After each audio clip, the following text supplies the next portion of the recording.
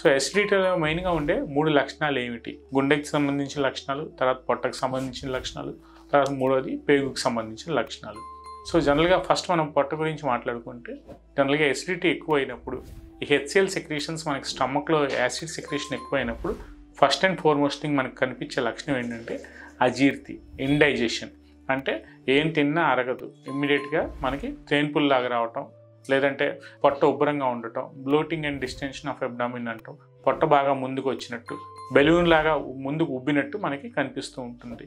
అలాగే మనకి గుండెలో మనం చూసుకుంటే గుండెలో గాబరాగా ఉండటం, ఒక రకమైన ఛాతీలో మంట, ఛాతీలో నొప్పి కూడా కనిపిస్తూ ఉంటుంది.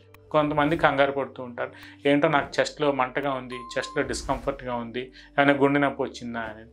ఫస్ట్ అది మనం ప్రాపర్గా ఎవాల్యుయేట్ చేసుకోవాల్సిన అవసరం ఎంతైనా ఉంటుందండి. అంటే అది గుండె నొప్ప లేదంటే సింపుల్ ఎసిడిటీ వలన వచ్చిన నొప్ప అనేది. మూడోది మనం పేగులకు సంబంధించింది తీసుకుంటే వీళ్ళకి 2 లక్షణాలు అనేవి చాలా ఎక్కువగా కనిపిస్తుంటాయి. సో పేగుల్లో ఏంటంటే క్రానిక్ కాన్స్టిపేషన్ అంటే మలబద్ధకం. దీర్ఘకాలికంగా ఏజ్డ్ పీపుల్ ఎవరైతే ఉంటారో వాళ్ళలో ఈ మలబద్ధకం సమస్య అనేది చాలా దీర్ఘకాలికంగా ఇబ్బంది పెడుతూ ఉంటుంది, బాధపడుతూ ఉంటారు.